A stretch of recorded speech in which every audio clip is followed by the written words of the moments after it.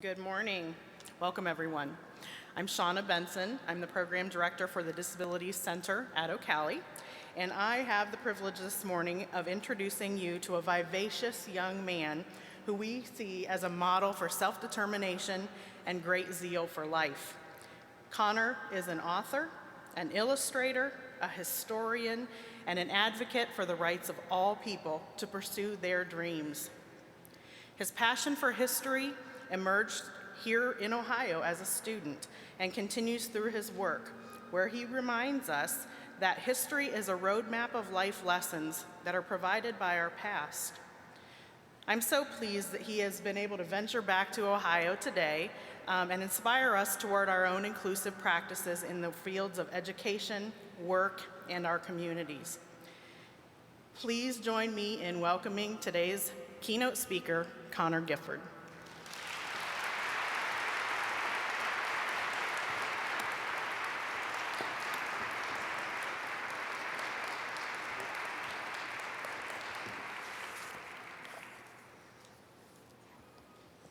Good morning. I feel so grateful to be here with you today. When I found out that so many people invited me, I thought, wow, that's really important. I am here today because I made history in a couple of ways. One was because I had something to say and found a way to say it. There is a reason why you're here today.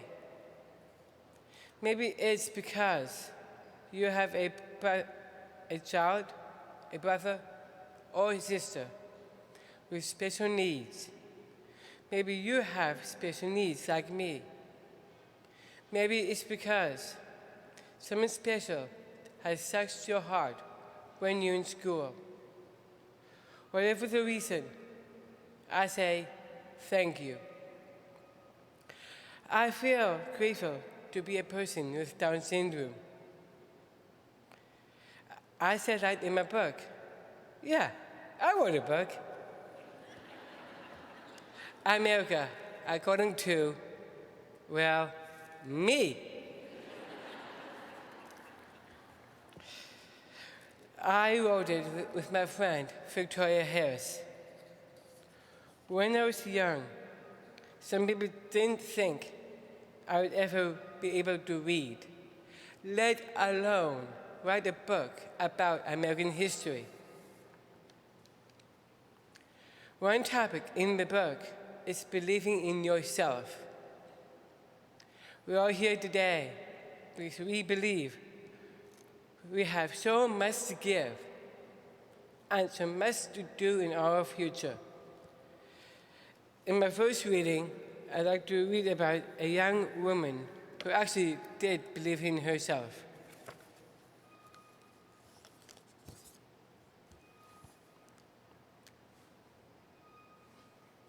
Thirst for Freedom, 1778. During the Revolutionary War, a young woman with her husband right in the middle of a big battle. She was a servant, and her job was to bring pitchers of water to tired and thirsty soldiers. When her husband was shot, she stood her ground.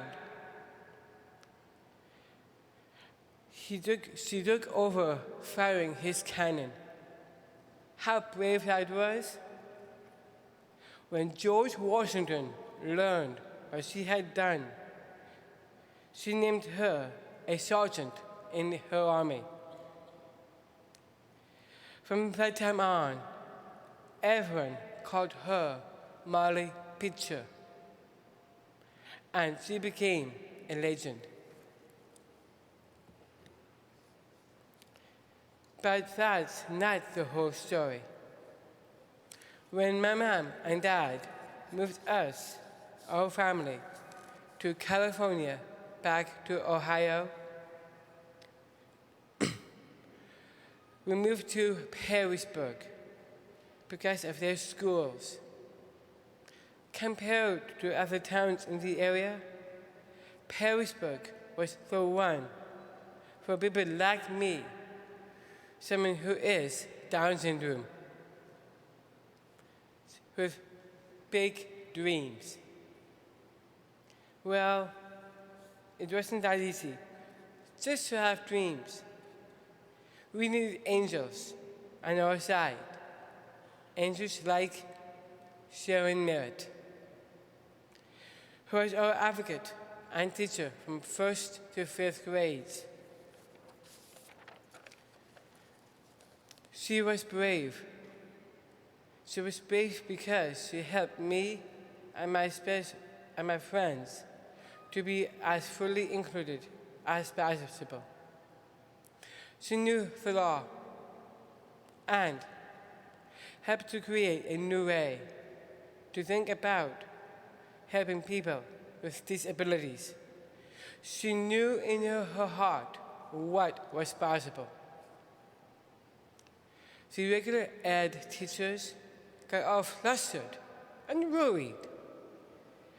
So first we just visited the real classrooms. Then we all got brave, us, our moms and dads, and thought we had rights to stand up for our rights. And do you know what happened? Well, do you? Once we became included, we had special aids to join the team. That helped lots of other children to learn better too.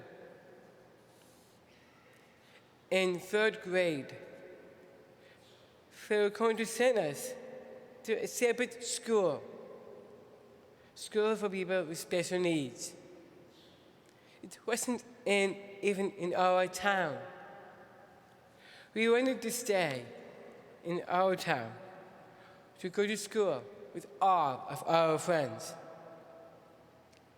Also, our moms and dads learned the words due process. Went a long way.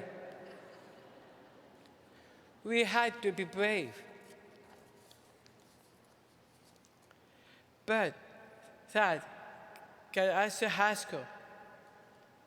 But we did not now want to go to vocational schools. That was okay for some people, but as for us,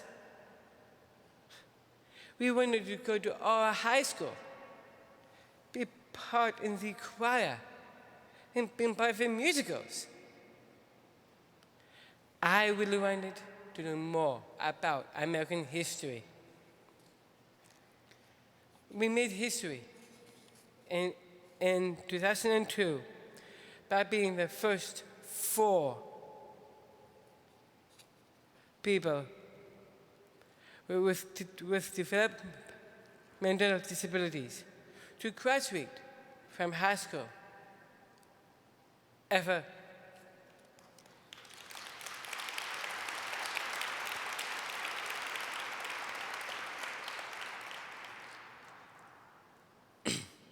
By then, we had many angels, mentors, and advocates, and friends. What I learned most was my confidence in my abilities. I think that each step of the way has helped me to become a person I'm meant to be. I trained to become a self-advocate at the Ability Center in Toledo, Ohio. I loved being an acolyte at our church and also worked at the local grocery store. Then, guess what? I made some more history. College.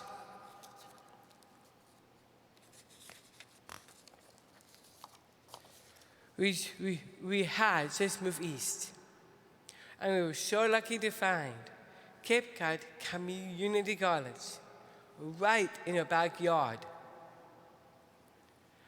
I always wanted to go to college, and there it was on Cape Cod.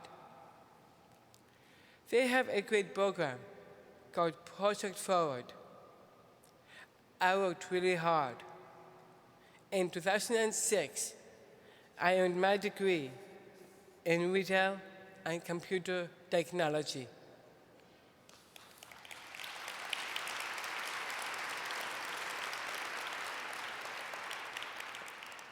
After college, I couldn't get this American history thing out of my head. I had been making notes since the 8th grade. I started my old history books. I've read my brother's history books. Even my dad's. You've guessed it, history books. I told my mom and dad that I wanted to write this book. And this is smart and said, "Okay, Connor." But it wasn't until the fall of 2007 when I met Victoria Harris. We started chatting about our passions, like history, and our dream of writing books. We both got really excited about working together. We worked from September 2007 till May of 2008. She knew how to listen to my thoughts and ideas, and I learned to listen to hers too. Together, we made our own history. This is how we started. When we got together, she asked, "What do you want to say in this book, Connor?" I said, "We hide behind our freedom." She was so stunned. What that means to me is when we hide behind our freedom and we do not see what is going around in other parts of the world, sometimes even just around the corner, we need to learn from the past, open our eyes, and make things better for people. Well, that started the ball rolling. We began the book with the Native Americans and just kept on going. During that time, we even won an Ibby. The Outstanding Book of the Year award was given to me by the Independent Publishers Association.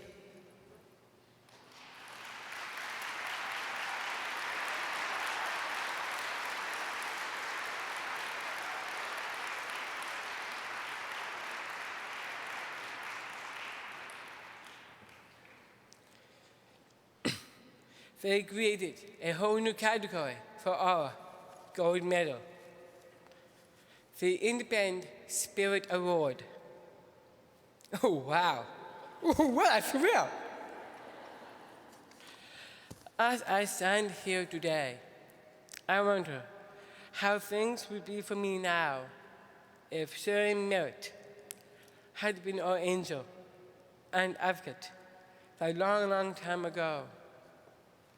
As I stand here, looking out at all of you, the room full of big thinkers who can make America a better place to live for people with disabilities. It all starts with believing in people, all people. I believe my experiences in the past have been prepare with me what comes next.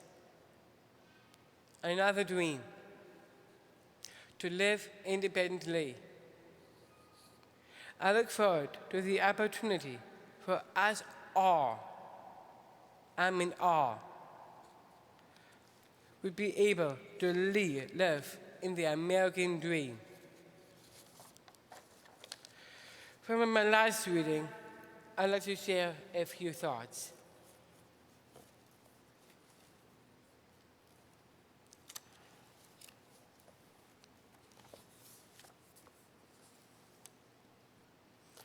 First, responsibility, respect for law.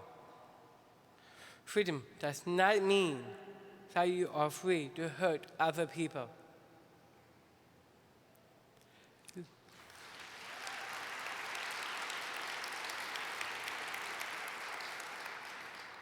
Do you agree with me? Next, listening. If we start an argument, we must finish it right away. We need to listen to one another, stop and ask, what were you going to say? And last, give me a higher power. Americans are very religious. We worship God in different ways, and that is okay.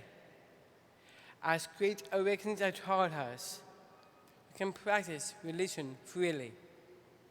It does not matter if we are Jews, Muslims, or Buddhists. When we pray, we do it with respect.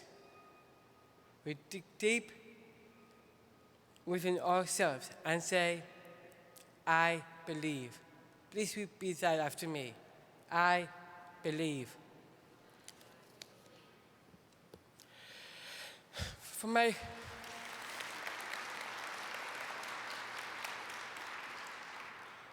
thank yous, first and foremost, I'd like to thank Simon and OCALICON for giving me this opportunity. Thank you.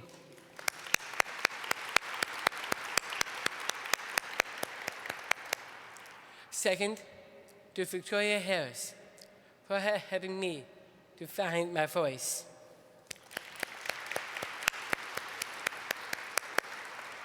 And thirdly, I'd like to thank two people who raised me. Right now, I'm a man to be. My dad, Chuck, who's not here, but my beloved mom, Julie.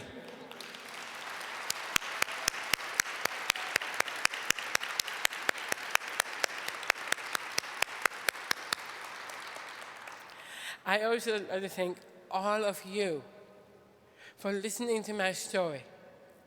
I hope I inspired you even more than you already are about your part in American history. And right now, I'd like to share something with you, all of you. Catholic Gifford did a segment about me from the Today Show, and here's that clip. Thank you. And we're back with more here on Today. It's often the younger generations who are the most resistant to learning about history, but one young man with a very different outlook on life has found a way to make the past relatable for every one of us. Hi. Welcome. How many are you? 10. With 3 jobs, Connor Gifford already has a packed schedule, working at a museum, a thrift store, and as a restaurant host. 2 of you? But as a newly published author, the 26-year-old with Down syndrome is serving up lessons from American history. What America means to me is a land of hope, a land of freedom. America, according to Connor Gifford, is the brainchild of Victoria Harris, who was so inspired by Connor that she put her own book project on hold to capture and publish his thoughts on paper. Oh, I was just struck by his personality, his loving, engaging personality. And through Connor, I thought I'd found a person who could say things in a new way that would be refreshing not the same old way of presenting history. Unlike the volumes already dedicated to American history, this book spans 400 years in just 53 simple sections. Just because something's simply expressed doesn't mean it's for children, and just because somebody has Down syndrome doesn't mean they should be sent to the children's section of the libraries. Treating people with disabilities as adults with significant things to say is a very, very important thing that this book does. This one's for the past. This one's for the future. Seen by some as a disability, Connor considers Down syndrome a blessing, a challenge that's given him a unique perspective on life and the future, shaped by history. They need to learn about our history so we can prevent any future mistakes. Oh, God, you make me laugh. Connor had always wanted to write, but says it wasn't until working with Victoria that he was able to truly find his voice. Hi, Connor Gifford. Hey, Gordon. How are you? And now the book has cemented Connor as a local celebrity. Love it. Can't wait for Hollywood. So we were going to go on your way. You have a book signing at noon. You're a little late, darling. You got to keep moving. To who? To Paula. Paula? Okay. I'm just living my life, working my jobs. And spreading his message of improving the future through the lessons of the past. We can change the world from cures for diseases, make our earth clean. America is going to come back. Oh, yes. God bless the USFA. What a sweet. So we do have the last same name. We're not related, but the book is dedicated to a member of the NBC family and a beloved man on the island of Nantucket, of course, Tim Russert.